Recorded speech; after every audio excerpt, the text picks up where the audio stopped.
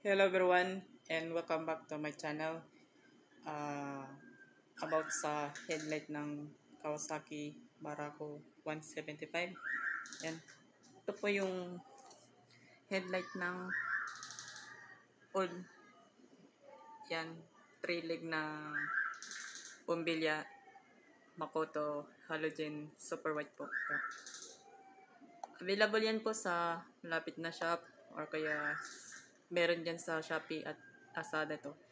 Ito yung brand Makoto na headlight bulb. Ito yung guys, kasi yung 3-leg na ang available lang yung Osram. Wala pang ganito sa Philips. Yung 3-leg nito. Sana meron na yung Philips saka Osram.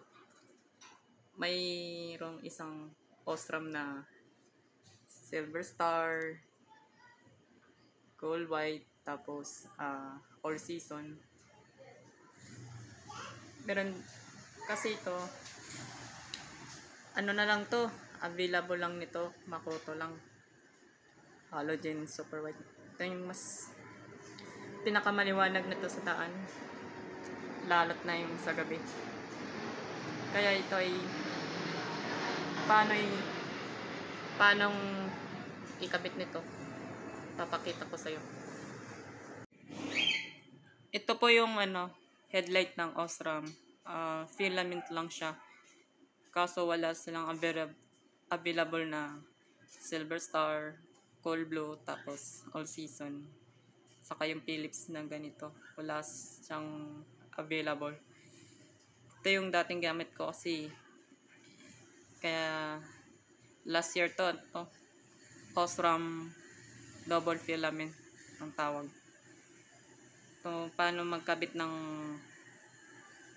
ganito lang. Itatapat niya yung ganyan sa yung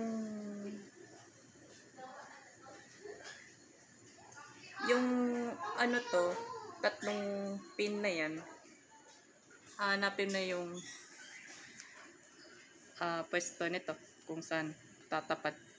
Then bago mo na twist, kailangan ng balutin ng ganito yung protection galing sa Osram nito. Kaya ito ay babalot nyo muna nito para hindi ma-damage yung filament. Yan. Babalot nyo lang ganito bago ikabit. Tapos hanapin mo yung itong tatlong butas. Iti-twist nyo lang siya. Gagamitin nyo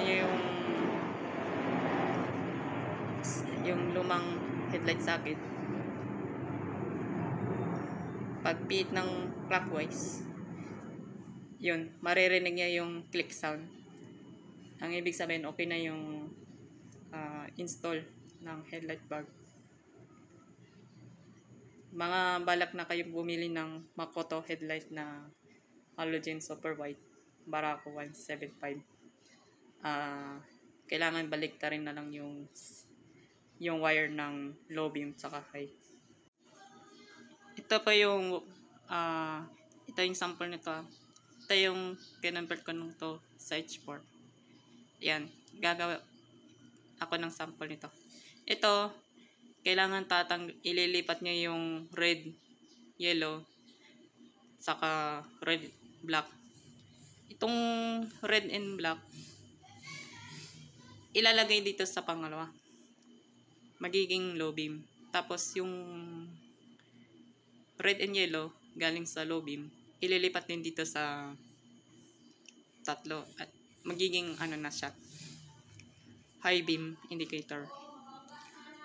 Wala pong papakailaman yung sa harness wire.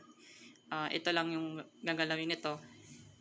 Kahit kailangan ng baliktarin nyo lang nito. Yan.